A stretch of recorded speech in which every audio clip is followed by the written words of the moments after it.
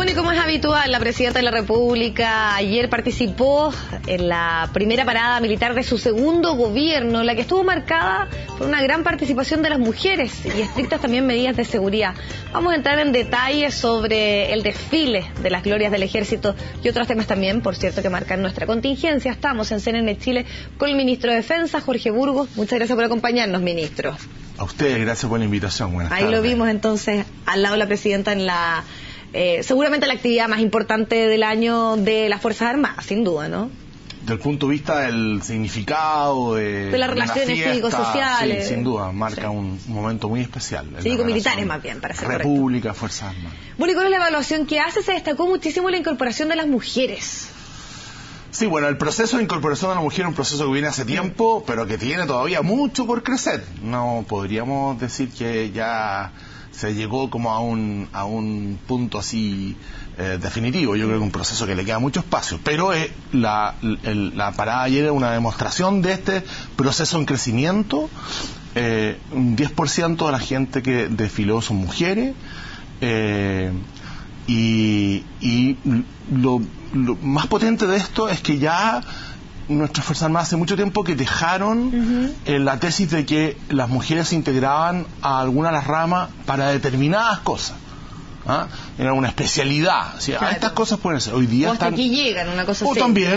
Pero hoy día están integradas plenamente a todas las unidades. Hay unas que hay más, unas que hay menos, hay unas que tienen más que ver con, más complejas respecto del esfuerzo físico, pero están integradas a plenitud. Consecuencia de eso creo que es muy, muy valioso. Y además, en el caso de las Fuerzas de Orden y Seguridad, Carabineros también tienen un escuadrón importante de mujeres. Ahora, un 10% sigue siendo una cifra baja, ¿no? Yo creo que sigue siendo baja y sería preocupante si dijéramos esto es lo que se consiguió. No, esto es un momento de más que otros años, pero un momento de crecimiento.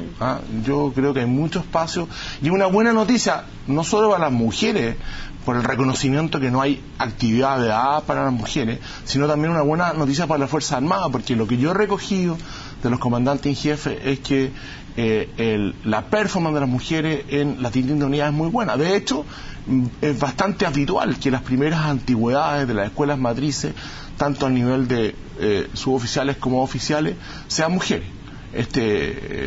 Me lo contaba ayer el comandante en jefe de la Fuerza Aérea, que en los últimos años por ejemplo, en la Escuela Matriz de la Fuerza Aérea han sido mujeres, y uno las ve como, a mí me tocó, lo he contado varias veces, en una de las visitas que me ha tocado hacer, en este caso a las unidades más del sur de la Fuerza Aérea de Chile, yo fui invitado a volar en un F-5, como acompañante obviamente, y la piloto que a mí me llevó a un vuelo de más o menos 45 minutos por la zona, es una capitán de la Fuerza Aérea, Karina Miranda, que es la única piloto de F-5, pero hay pilotos de combate, hay otras pilotos de combate un poco menores que ella es muy joven también. Entonces, lo cuento como una demostración de incorporación plena, y yo creo que una gran noticia para Chile, para las Fuerzas Armadas y también para las mujeres, para salir de esa lógica societaria tan mala de la discriminación por el sexo.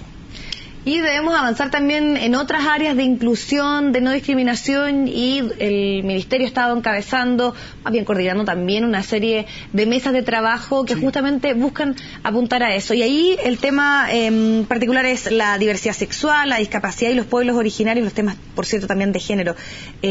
¿Cuánto nos falta con respecto a eso? ¿En cuántos años más podremos tal vez ver que estas personas también van a estar incluidas y van a poder estar participando en una actividad como esta? Hay que distinguir, en el caso de los pueblos originarios hay bastante inclusión, pero obviamente que hay un espacio para crecer, pero en general yo creo que a la sociedad chilena le falta todavía abrirse a la inclusión sin condicionamientos que no correspondan a la sociedad. Y también dentro de la sociedad, porque son parte de nuestra sociedad, a nuestras Fuerzas Armadas también le falta. Pero creo que la decisión, más allá de fijar un plazo, que sería medio atrevido de mi parte, pero la decisión de volcarse hacia ello, de que no haya retroceso, de que sea definitivamente una política pública, una decisión de principio, más que una política pública, de la inclusión sin miramientos, salvo que no sea el mérito y la capacidad de ejecutar el trabajo al que uno postula, es una cuestión definitiva. es una cuestión definitiva, y creo que más allá de ciertas ataduras que tenemos que romper, me incluyo, sobre todo las personas que somos mayores de 50 años, o que fuimos criados de una manera distinta, educados de una manera distinta, hay que abrirse la mente y dejar atrás todos estos criterios de que había ciertas personas porque determinadas condiciones naturales no podían cumplir ciertas tareas a las que voluntariamente quieren ingresar. Y el hecho, por ejemplo, que hace algún tiempo se dio a conocer que había una persona homosexual que estaba en una de las ramas de las Fuerzas Armadas, ¿fue una señal tal vez en ese sentido de avanzar, de incorporarlo, de decir no vamos a tener prejuicio con respecto a esto? Yo creo que lo que hizo ahí el alto mando de la Armada es una decisión bien notable, probablemente sujeta a crítica, como todas las cosas cuando ocurren por primera vez, pero creo que desde el punto de vista de la colaboración, de la contribución a una sociedad sin exclusiones, fue una gran decisión. Mira, si aquí lo importante es que en definitiva no sea tema. Mira, yo le voy a contar ¿tiene un segundo? Sí. Una experiencia. Yo hace un tiempo atrás, como ministro de Defensa, me tocó recibir al viceministro de Defensa inglés, de Inglaterra, Escocia, después de los resultados de ayer, y de Gales, y parte de Irlanda. Y entre la gente que venía con él, venía una capitán de fragata, persona joven, pero ya con una carrera. Esa persona ingresó a la Armada inglesa como hombre. Durante su periodo, ella se hizo, por una decisión voluntaria, una operación de cambio de sexo, y la persona que acompañaba era ya una mujer. A mí me lo comentaron antes, pero me dijeron, no se te vaya a ocurrir hacer un comentario, nadie me dijo malo porque no iba a ser tan imbécil de hacer eso, pero laudatorio, positivo. No es tema. Entonces, yo creo que es un reflejo de una sociedad que avanza. Destacarlo y decir, no es tema. Es un asunto personal de ella. ¿Por qué me voy a meter yo a decir que valoro eso? Afortunadamente no lo dijeron para no haber metido la pata. Ministro, en el día de ayer, también hablando un poco respecto a las relaciones particularmente cívico-militares, el propio general Oviedo dijo, este es un día de unidad entre el ejército y la sociedad civil. Y el senador Osandón señaló que pudiese ser un buen gesto de que se hubiese invitado a familiares de detenidos desaparecidos o de agrupaciones de derechos humanos a participar de esta actividad. ¿Usted le parece que sería un buen gesto, avanzaría en algo? ¿Qué le parece estas declaraciones que dio? Yo creo que a la parada militar está invitado todo el mundo, no es una cuestión... Tal vez como un gesto en particular. Sí. Puede ser hacia el futuro. Yo creo que los gestos más importantes con las agrupaciones sí son más que las invitaciones a determinados actos, que puede ser, yo no descarto. Son la colaboración con la investigación de las causas pendientes. Y en eso yo he notado en el tiempo que llevo una colaboración de apurar las respuestas de los jueces que llevan estas causas especiales, de buscar crear cada vez más, y en ese el esfuerzo de los comandantes en jefe, el propio Humberto Díaz me lo pregunta, un ejército más cercano a la gente, más integrado a la República, en la comunidad. Creo que esos son los gestos fundamentales que espera el país, y particularmente aquellos que más sufrieron con la violación de los derechos humanos. A mí me ha tocado en este mes participar en un programa que se llama Septiembre Amigo.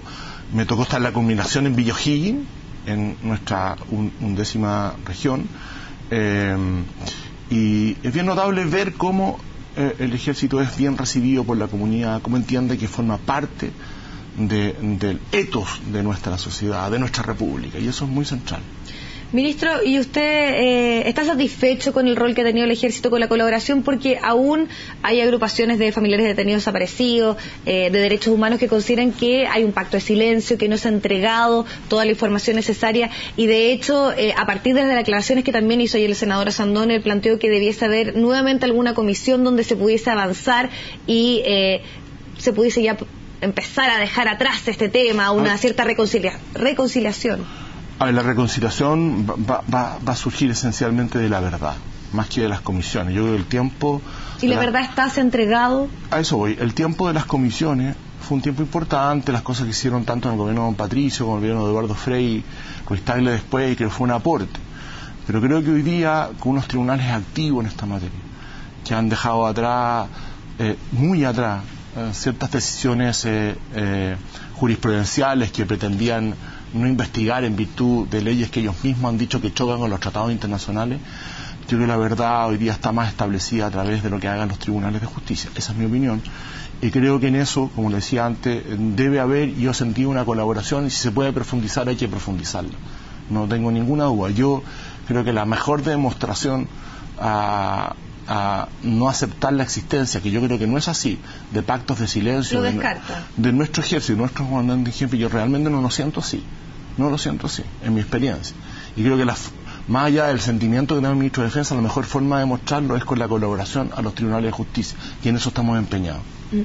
Ahora, ministro, ¿qué significados puede tener la parada militar, el despliegue de las Fuerzas Armadas y del orden, en un contexto en el cual nosotros tenemos problemas limítrofes respecto a la interpretación de tratados, a también, podríamos decir, las sentencias dictadas por ciertos tribunales internacionales con dos países? Tenemos problemas limítrofes, tenemos tratados que dejan claramente establecidos nuestros límites de parte de Chile. Los problemas lo tienen otros, que quieren interpretar los tratados más allá del texto y el espíritu claro que estos tienen. Esa aclaración hay que hacerla siempre, porque los problemas los ponen otros. Nosotros no tenemos ninguna pretensión territorial ni marítima, ninguna, no tenemos ninguna.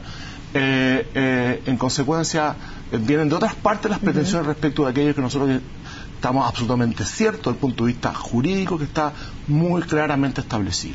El único lugar donde nosotros tenemos una cuestión aún no demarcada, que es en Campos y de Hielo Sur, tenemos un acuerdo con Argentina de que eso esté stand-by. En consecuencia, esa es la situación global. Dicho eso, ¿qué significa? Significa que tenemos unas Fuerzas Armadas profesionales, muy disciplinadas, que hacen bien las cosas, que tienen una capacidad estratégica importante y tienen por objeto cuidar nuestra soberanía, nuestra integridad territorial, sin amenazar a nadie.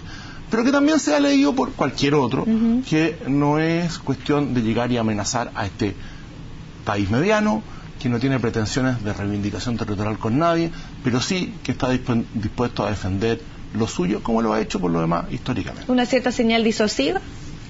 Nuestra política de defensa es de producir una disuasión creíble. Por lo tanto, puede ser que obviamente estos dos países en particular no hayan estado atentos a lo sucedido durante la jornada de ayer. Yo creo que la atención es fundamentalmente una atención de una fiesta bonita, republicana, que da cuenta de nuestra independencia, que es la misma, el mismo año en que se establece nuestro ejército, 204 años atrás. Si la quieren mirar con otros ojos, allá hay. Ahora, pero sí hay ciertos hechos, ciertas situaciones en puntual que se han dado en el último tiempo, por ejemplo, el llamado triángulo terrestre. Mal llamado triángulo terrestre. Mal llamado, denominado así, que reclama Perú, y bajo la interpretación también de lo dicho por la Corte de la Haya como suyo. Y ahí hubo también una situación en particular de un grupo que quería avanzar en materia de defensa. ¿Hasta dónde llega la defensa de nuestra soberanía cuando sabemos que el Perú quiere reclamar este denominado triángulo terrestre como suyo? Bueno, mira, una cosa son los reclamos políticos y jurídicos, que obviamente tienen sus causas, y ojalá que nos empañen una relación de tanto futuro como la relación de Chile y Perú, y una relación bien rica desde el punto de vista cultural, desde el punto de vista comercial. Las inversiones chilenas siguen siendo importantes. Ayer nomás leía que una empresa chilena acaba de invertir $1.000 millones en comprar una cadena de establecimientos de retail. Entonces hay muchas cosas por hacer. Tenemos desafíos muy parecidos, el desafío de derrotar la pobreza, definitivamente. Yo creo que ahí está la tarea. Pero bueno, de repente, más allá de lo que uno quisiera, vuelven a retomar ciertos fantasmas del pasado, en fin. Nosotros tenemos claridad respecto de nuestra defensa jurídica, de nuestras posiciones, y por si alguien en algún momento, espero que nunca ocurra, creyera que hay otro camino de reivindicar ciertas cosas, también tenemos claridad de cómo defendernos en eso y tenemos capacidad para hacerlo. No es una amenaza a nadie, es una simplemente contratación de lo que tenemos, que se ha contribuido durante varios años, nuestra capacidad, y hay que cuidarla. Ahora, yo le quiero decir además, para ver también cosas muy positivas desde el punto de vista de nuestra capacidad estratégica, que ayer, por ejemplo, los únicos vehículos que desfilaron, ayer no hubo desfile ni de tanque, ni de carros, de artillería. Los únicos vehículos fueron unos vehículos MOWAT que estaban pintados de blanco con la sigla de las Naciones Unidas, United Nations. Esos vehículos forman parte de la Brigada Cruz del Sur. ¿Qué es lo que es la Brigada Cruz del Sur? Es una unidad de fuerzas terrestres conjunto argentino-chilena, chilena-argentina, que tiene sede en Chile, puede también tener en Argentina, que tiene oficiales, suboficiales de ambos países, y que está a disposición de Naciones Unidas para cuando Naciones Unidas crea que una fuerza de esta naturaleza, una brigada como esta, pueda contribuir a la paz. Ahí tiene un ejemplo de dos países que hace menos de 40 años estuvieron a horas de un conflicto bélico. Hoy día, 40 años después, que en los tiempos históricos los países no es mucho, tienen una unidad militar conjunta, que ponen a disposición de la paz del mundo. Esa es una vocación también de nuestra República y una vocación de nuestras Fuerzas Armadas, contribuir a la paz. Ministro, y en ese sentido, su parecer, gran parte de nuestro territorio lo compartimos, obviamente tenemos la frontera, lo comentábamos, una de las más grandes del mundo sin duda, con Argentina. Hay buenas relaciones, hay un problema puntual que usted señalaba hace un par de años atrás y no prosperó, y es más, tenemos ahí participando de nuestras actividades, relaciones conjuntas, etcétera. ¿Por qué ha sido tan difícil el tema con Perú y Bolivia, cree usted? Bueno, ahí tengo que hacer una interpretación más histórica, que como todas las interpretaciones históricas son más complejas y no necesariamente todo el mundo las lee igual, pero qué duda cabe que cuando la historia de los países, por distintas razones, probablemente de esa época, de ese siglo, puso a los países en situaciones de enfrentamiento bélico, los países que triunfaron, en fin, tienen una visión de la historia y los derrotados tienen otra. Y esa visión suele ser una visión más reivindicativa respecto de la derrota. Pero en fin, el mundo ha demostrado en tantas partes que el presente y el futuro se construye a partir de la historia que tuvimos, que duda cabe, es una frase hecha, pero que duda cabe que es así. Pero hay que construirlo, ¿no es cierto?, con una visión distinta. Y la disposición de Chile a eso es absoluta. Ministro, quiero volver un poco a los temas en materia más interna y con lo que ha sucedido un poco por estos días en nuestro país. ¿Las Fuerzas Armadas han tenido algún rol con respecto a lo que se ha hecho en materia de inteligencia, por ejemplo, las investigaciones que tienen que ver con dar con resultados de quienes estarían detrás eventualmente con la colocación de estos artefactos explosivos? Bueno, las direcciones de inteligencia de las Fuerzas Armadas, conforme a la ley de la Agencia Nacional de Inteligencia, que es la única ley vigente en Chile que uno podría hacer que una ley de inteligencia, forman parte de la comunidad de inteligencia. En consecuencia, lo que ellos tienen de inteligencia residual en materia de seguridad pública lo aportan a esa comunidad de inteligencia conducida por el jefe Lani. Obviamente yo no le podría decir con certeza si ha habido alguna contribución residual en eso. Por las informaciones públicas que tengo, me da la impresión de que esta fue un trabajo de información e inteligencia fundamentalmente trabajada por el señor fiscal a cargo y por Carabineros de Chile. Esa es la información que yo tengo. Pero estaría la posibilidad de colaboración. En el caso particular yo no creo que no, pero que pueden contribuir a la comunidad de inteligencia con la ley actual, sin perjuicio de las modificaciones que pueda tener, sí lo pueden hacer. Ahora, ministro, en materia de defensa, y sobre todo pensando en el tema de inteligencia, de las relaciones, ¿puede ser visto como una vulnerabilidad que en nuestro país se esté hablando de actos terroristas? ¿En qué país del mundo no se habla de actos terroristas? ¿O qué? Probablemente hay algunos, me va a decir usted, pero en general los países con ciertos niveles de desarrollo, como el nuestro, están sujetos al riesgo de actos terroristas. ¿Para qué decir los países del mundo más desarrollados? Son distintos tipos de causas de terrorismo, pero terrorismo al fin. Creo que así todo, más allá del atentado del subcentro del metro, Chile, desde el punto de vista, incluso con este atentado de los días pasados, es un país al lado de muchos seguros, pero lo que tenemos que trabajar es para que siga siendo muy seguro.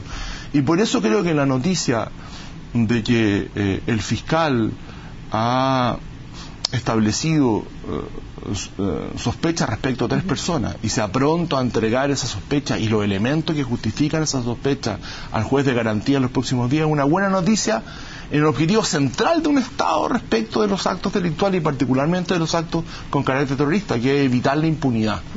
Aquí lo central es evitar la impunidad. Y creo que este Estado ha demostrado que con los antecedentes que hay, es posible que respecto del de los dos últimos hechos más graves, desde el punto de vista de la repercusión y el justificado temor que causaron en la ciudadanía, estemos en la línea de evitar a poco andar la impunidad, y eso es una buena noticia para el país. Ministro, y de que estamos hablando de la defensa, de los temas internos, que también es algo muy importante, sobre todo pensando en el rol que cumplen en esa función las Fuerzas Armadas. ¿Usted considera que hay terrorismo en nuestro país? Porque también la discusión está ahí, si son actos terrorismo, si hay organizaciones terroristas como tal, si hay vínculos o no con organizaciones en el extranjero. Bueno, yo no tengo muchos antecedentes para decir si esta grupo forma parte de una agrupación de otro grupo, eso no lo sé. Si tiene vínculos con organizaciones tampoco lo sé. No es pero se puede hablar de terrorismo en nuestro país. Pero quiero concluir en eso. Yo creo que genéricamente, afortunadamente no. Pero sobre ciertos hechos, si usted me pregunta si poner una bomba a las 2 de la tarde o a la hora que haya sido por ahí, en un lugar donde concurren personas a esa hora y manera importante, ponerla ahí la forma que se puso con los materiales, que es un acto, es un delito terrorista en el sentido de un delito que busca causar temor en la población, que duda cabe que lo es desde mi punto de vista, y yo espero que los tribunales de justicia cuando llegue el momento de la calificación del ilícito compartan de que lo que buscaba ahí quienes pusieron esa bomba, sean estos sospechosos o otros, eran causar temor en la población, que es el objetivo fundamental de quienes realizan actos terroristas. Perfecto. Ministro, le queremos agradecer muchísimo la posibilidad de conversar de temas que están relacionados con su cartera en particular, pero también con otros que han estado marcando la contingencia y sobre todo luego de un fin de semana muy particular a cargo de esa cartera, participando ayer de la parada del ejército, de todas las actividades que tienen que ver con eso. Muchas gracias por acompañarnos.